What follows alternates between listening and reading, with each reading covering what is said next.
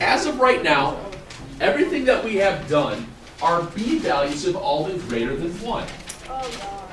And that's how we have been able to distinguish between, ladies, that's how we've been able to tell if it's going to be a growth or a decay. So when we have our y equals a times b to the x minus h plus k, this b value, if it is greater than 1, is exponential growth. And exponential growth problems, their graphs either would be increasing up to the right if a is positive, or it would have been decreasing from left to right if a was negative. And you saw that last night with the homework, plotting some points and shifting them not so bad. The difference then comes in today when our b value is less than 1, but it's greater than 0. If our b values are less than 1, but yet greater than 0, then it's called exponential decay. That's how you're able to distinguish between the two.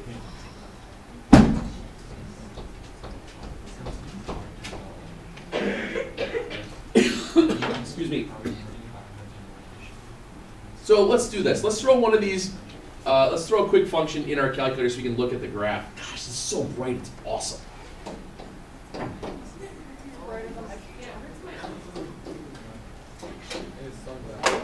Let's just put in our calculator real quick 1/2 to the x. And you can kind of get the idea of how it is a value smaller than 1 but greater than 0. Didn't we already graph something like this? I don't think we did. We did one that had the negative. Yeah. Oops. My light bulb's leaving this there.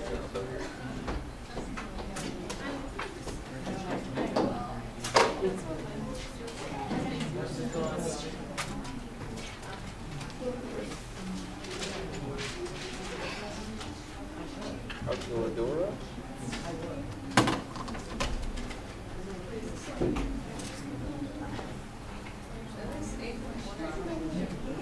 Technically 2, but.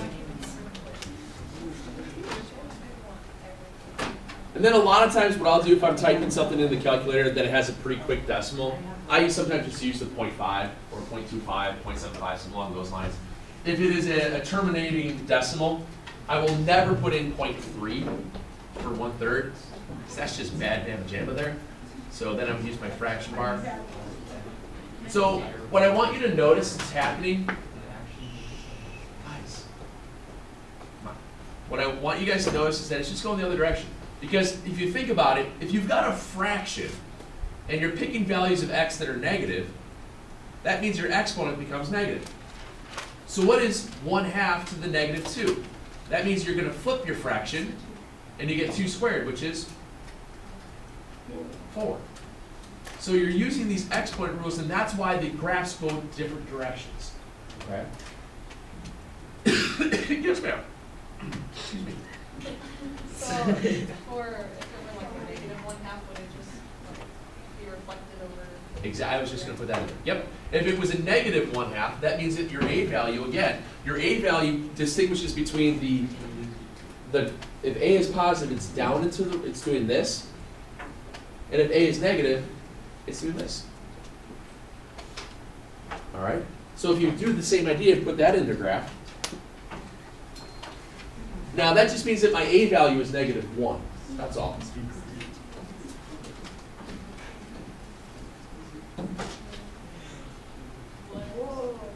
Oh, you know you can shade these things? How did you shade it?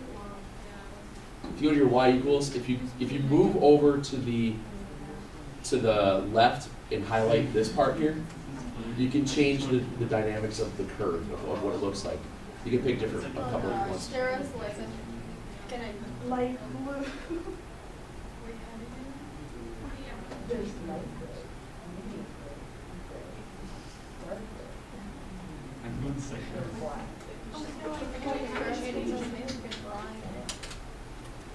So you can make it with a thicker or not as thick line. I think that one actually made it look thinner, You but do dotted dotted? lines. you use dotted lines and all that stuff. Yep. What are these triangle ones? I think it just spins as it's going.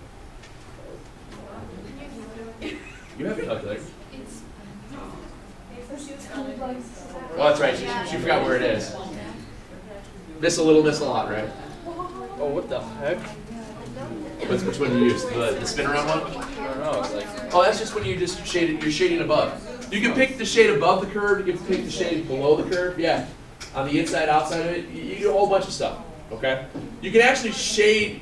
You know how we did all those inequality problems back in the day? Yeah. You can do inequalities with these as well, but the problem is that you have to know the direction that you have to shade on before you put in the calculator. There is no less than or equal to button on the calculator that makes it work. So that's the downfall of it. That's why I never really worry about showing it with the calculator, because 9 times out of 10 I usually pick the wrong side to shade on anyway, so no reason. It's like, what is it, 5 out of 4 math teachers don't like fractions?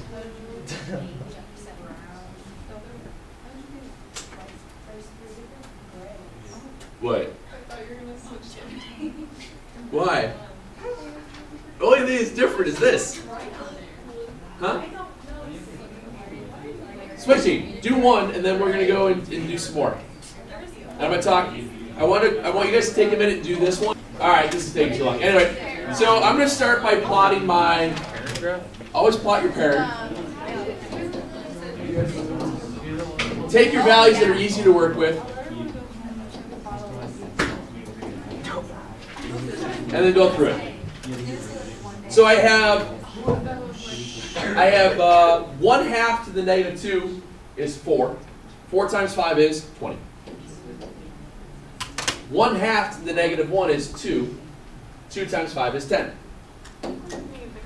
1/2, yeah, I think we need a bigger boat. 1/2 to the 0 is 1. 1 times 5 is 5. And then we have 5 halves. Oops. And then it would be 5/4. Okay? So as you go through this, obviously you're 20. Oh, that didn't work. It's up there somewhere. And then we just go to, I already did that one. It's not on the scale.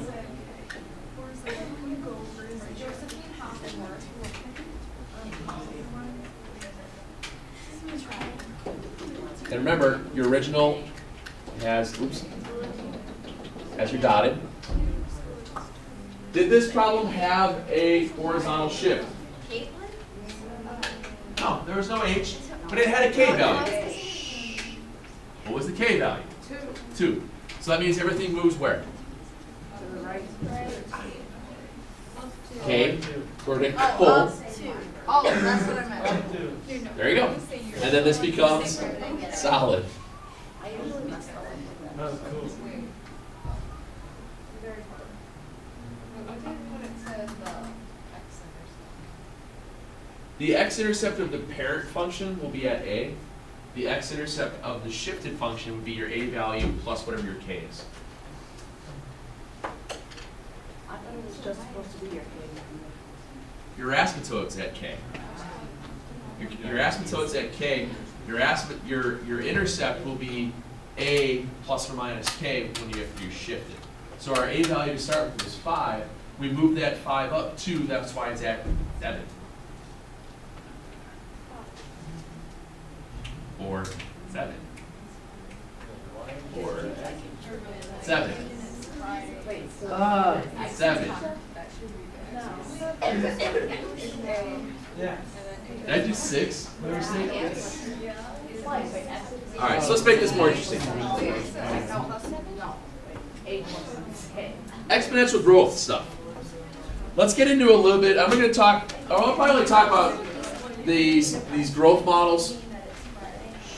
I'm going to probably get through this whole growth model idea and a little bit about banking interest, because it only takes about 5-10 minutes to get through it. It's relatively straightforward. So here's what happens. We're going to talk about this idea of what is called exponential growth model. Now, exponential growth modeling is a very common, very easy thing you use. You'll see it with bacteria count in biology. You'll see exponential decay when you talk about radioactive decay in chemistry, I think. Carbon dating, if you ever did that, that's all about radioactive carbon or carbon isotopes and how fast things decay in your body. Anything that deals with medicine about half-lives, about how long it takes something to stay in your system, half-life of Advil and things of that nature, it's all about an exponentially decay for that type of stuff. What we're going to look at is growth, population, things like that. That is a growth model, how things expand upon themselves. So a really easy thing to do here is that your value of A is always your initial amount, how much you're starting with. And I have a couple examples here I'll show you.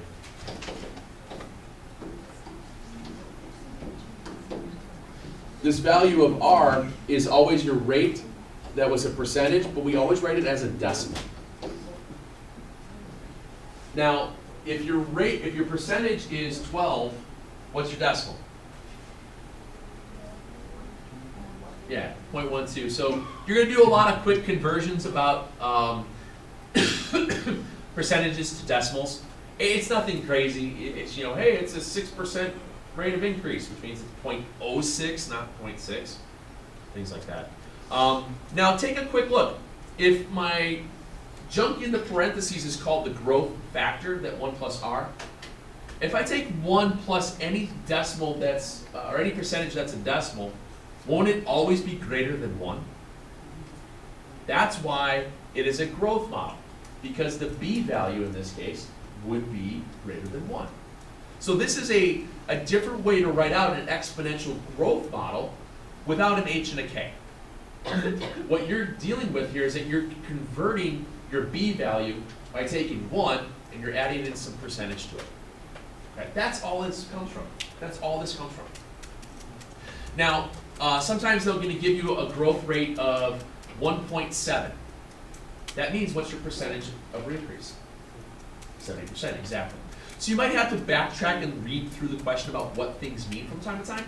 But in all honesty, this, you're going to hate this, Hunter. This is a lot of throw out your calculator, look at a table. Okay? And this goes back to being able to do that. And you're going to see how fast and easy it is to do this. Okay? So let me show you an example. Oh, T is time. This is your time. It's usually in years, but sometimes they talk about it in terms of months and hours and stuff like that. It depends upon the problem, but usually for this side, you're going to see it in years. Okay. Excuse me. Let me show you an example. The population of Winnemucca, I don't even know where that is, but it's in Nevada, was 6,191 people in the year 1990. Well, that tells me that, and they said that they had this population growth model that they were able to distinguish over the course of time by looking at data, and this is one of the things we look at towards the end of the year. They might, this book was written, I think, in 2003, I believe, 2004. So that means they had 10, 13 years worth of data. So they might be looking at the data, and they see that the data points are doing that. So they took a guess. Hey, I think this might meet or match up with what's called a growth model. So by using what's called regression, which we'll talk about later in the school year, it's a calculus thing that we teach a little bit of in Alpha 2. They're able to decipher that between each data set of point was a non-linear function. It was going up by some sort of an exponent. Something was raised to a power each time this was going through. And that's how they found the commonality between the point values. It's called statistics. This is pretty interesting sometimes. So they decided that it had a growth rate of 4%. They were growing at an annual population rate of 4%. So what they did was they came up with this model. 6191 times 1.04 T, where T is the number of years since 1990, which means year 0 is 1990. Sometimes it'll say years since 1934, which means year 0 will be 1934, and then you count successively from there. That sometimes is a hard thing for you guys, hard concept to work with. So whenever they talk about year 0, the initial year, that's always year 0, when this thing starts out at. So if you think about it, if year 0, what's your population? That's your initial amount. Because anything to the 0 power is 1. 1 times 6191 is 6191. Go figure. So now all you need to do is, depending upon the style of the question, it might ask you, in approximately what year was the population 10,000? Or in this case, it said, what was the population in 1990? Well, we just answered that, 6191. By what percent did the population increase? 4%, because it's 1.04. It means your rate of increase is 4%. But let's figure out what's the approximate population in the year 07. Or we can do that now. All right, fine. We're in 17. Well, But 17 now. What's 2017? what's the approximate? Yes, ma'am. Would be, 27 years. so it increased by 4%? Yeah. Wow. Because this is 1 plus your rate. So 1 plus your rate means your rate is 0.04. 0.04 as a percent is 4%. So basically what I want you guys to get accustomed to doing is this. Put in your calculator. Don't do any hard work. Type in 6191 parentheses 1.04, close it to the x. Type that in. I wasn't singing that, was I? Yeah. Oh, I don't know. I just shouldn't have hit graph. I don't care about the graph. Yeah, Lori. Yeah, Lori. Eventually. Now, scroll up. Do you guys know how to change your window? Does anybody's calculator open it up and it's at some weird number? Okay. Let me show you how to do this. Hit second window. Oh, the population grew. If you hit second window, for some of these things, you might want to start at 0. And then that way your table, every time you open it up, will start at 0. This is a nice thing to remember in case you have to start it at 25 years out and then figure it out for something from there. There are certain times that you learn how to change the parameters within calculators. So I go to my table, and I'm looking for approximately 2017, which means year 0 is 90, and you just count. This means it has to be at 27, right? Bless you. That's the big population. They had 1990, yeah. Oop, oop. 17,851. So if this population model held true for the next 27 years, they could expect to have 1,780 or 17,851 people in the town of Wickamucka or whatever it was, Minnie-Manuku. Look up the town and see. Go for it. You got the Google. Somebody Google the town. See what the population is. It's 17,851. That's crazy. That'd be really creepy. That would be pretty cool. Probably not even close. Probably went down. 0 people. It's a ghost town. I won't lose her anymore. Who's gonna Google? Who's got the Google quicker? 8,002 in 2013. 8,002 in 2013. Yep. So if I go back, all right. They So lied to us. They even have a graph. So it's 24?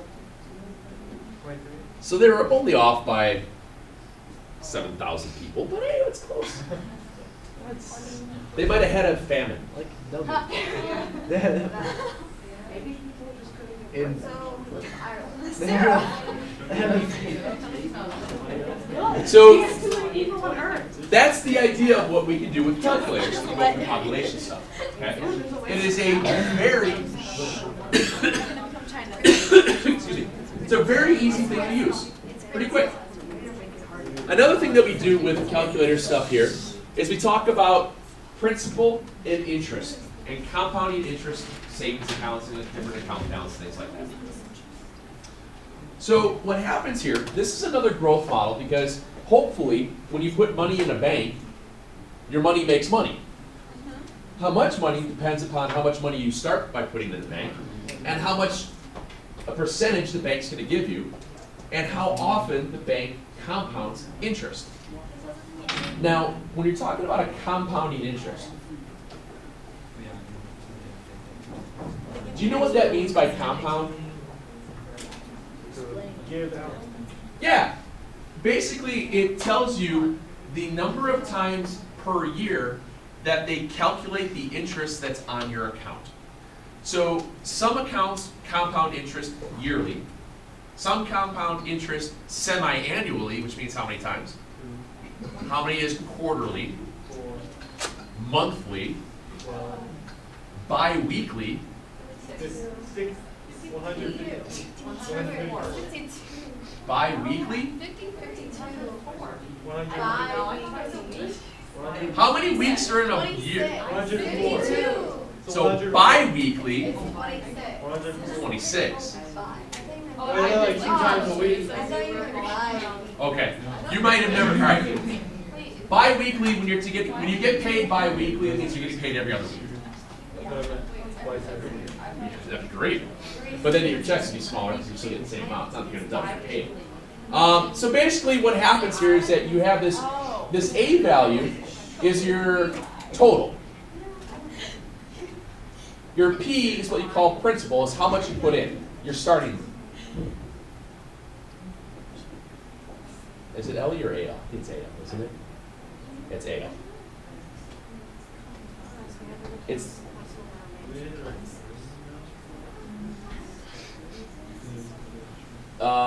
rate is again percent is a decimal.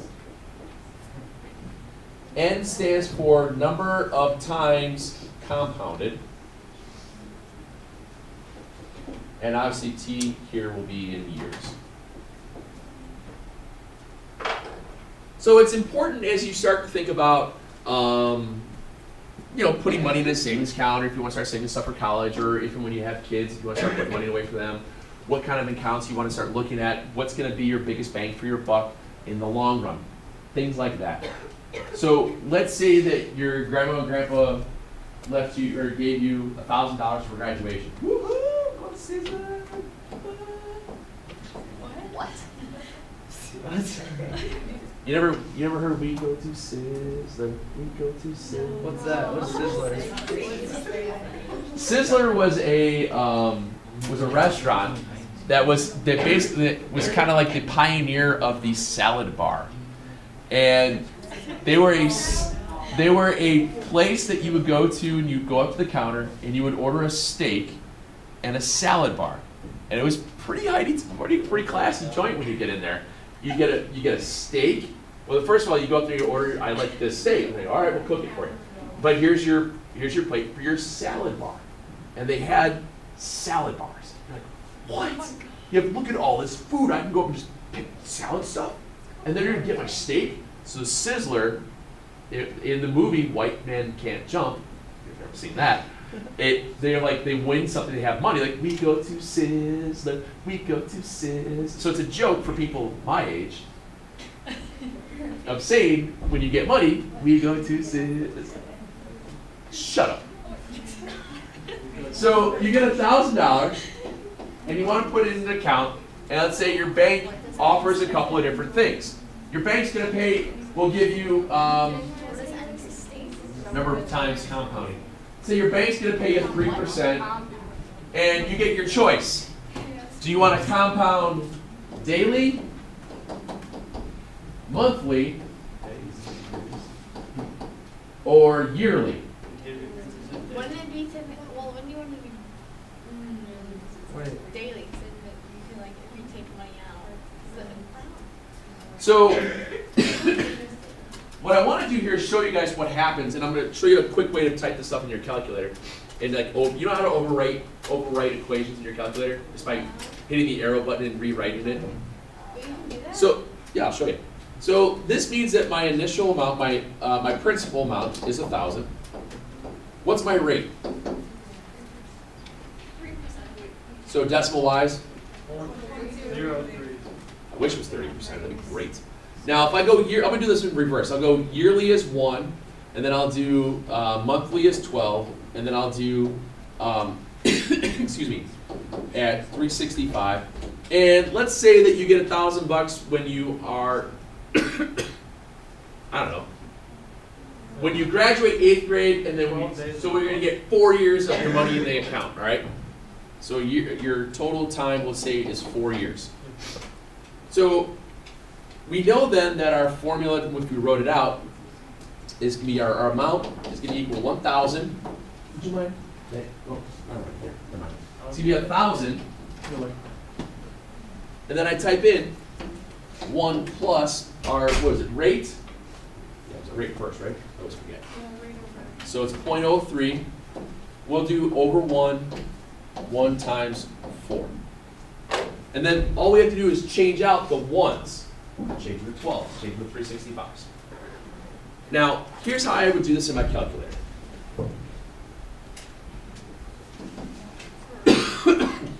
I have 1,000, parentheses, 1 plus alpha y equals, fraction bar, 0.03, over 1. I know I don't need the fraction bar to do it over 1, but I'm setting this up for me to use this again later on. Close my parenthesis to the 1 times 4. No, I'm not throwing this as a y equals, because if I do it as a y equals, it's linear then. It's just going to give me an answer. There's no variable.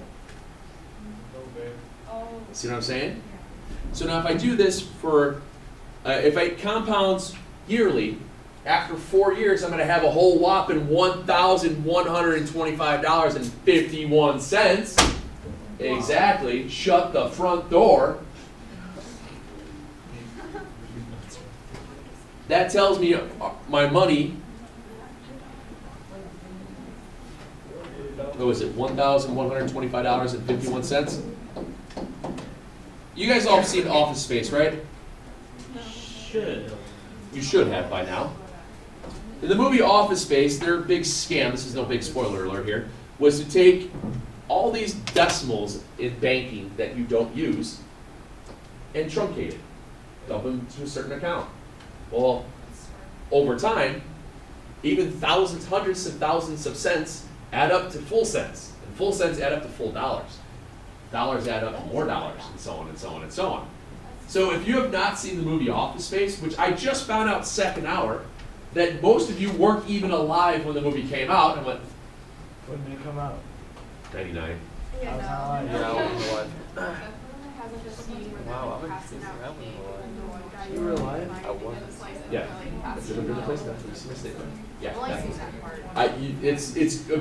I highly recommend it. I think it's a very funny movie. It's rated R, so can't show you. Now we gotta watch What Man Can't Jump, and now we gotta watch. Yeah, I know, right? So now, there's my first one. To go back to my calculator then, here's how you instead of having to retype something, hit your arrow button up twice, so it highlights it, and hit enter. And then go back and overwrite it. What's up? Let me see.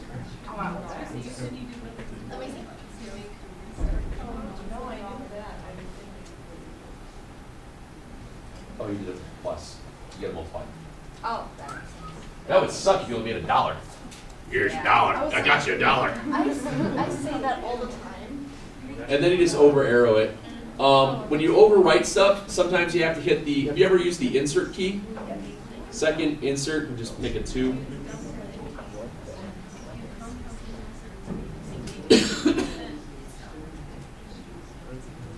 You can do it this way, or you can just retype the whole thing. So if it compounds yearly, yeah, already.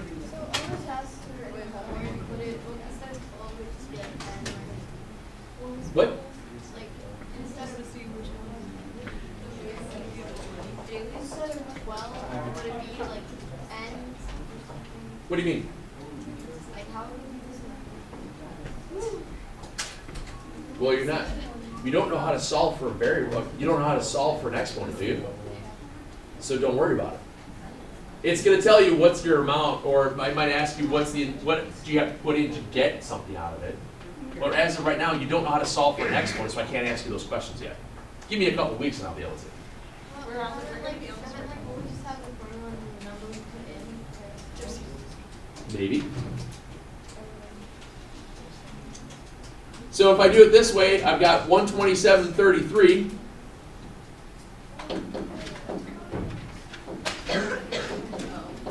Wow, almost $2 more.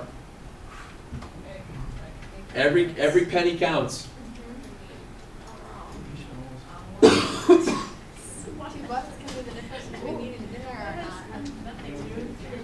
Well, I hope not. Well, hopefully not, but it can be. You're a guess. college student, you don't have Yeah, to stretch that's $2. true. That's true. $2 can go a long way in college. And then if you do it the other way, wow. You could probably convince someone to give you something. The difference between yearly, or sorry, monthly and Bribe your roommate or something. daily is, yeah, so it's about 16 cents there, so. Wow. So my theory was correct. Well, it makes sense because the more often something compounds, Yeah. the more it's going to build interest off of what's already on there. Plus, like, if you spent your money, like, and they did it yearly, let's say you had a lot more in your account, like, you made a big, like, deposit right after they did the interest, and then you spent it, and then they did it again, when they do it on, like, the small sums. So, like, yeah. So basically, what I want you guys to look at for tonight really is I want you to go back to, oops.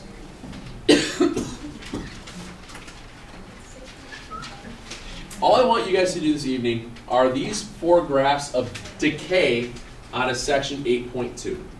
All right? I want you to do those 4 graphs out of section 8.2 of decay. And then I want you to go back to section 8.1, and there are 4 of these type of, bless you, growth model problems that you're basically throwing in your calculator. Just want to get your feet wet on those to start. And we'll do more of this banking stuff with growth and decay tomorrow. We'll talk about appreciation, depreciating assets and stuff like that as well. So that this one has also then been 470. So there's going to be a lot of work problems. Oh, there's 4 of them. It's going to take you 10 minutes.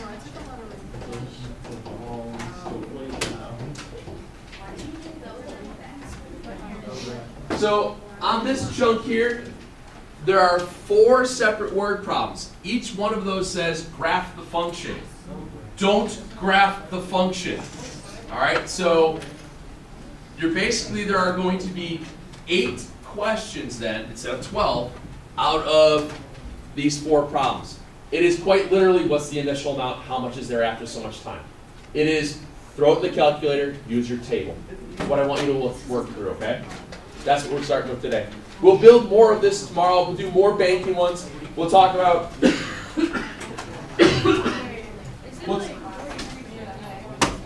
Yeah.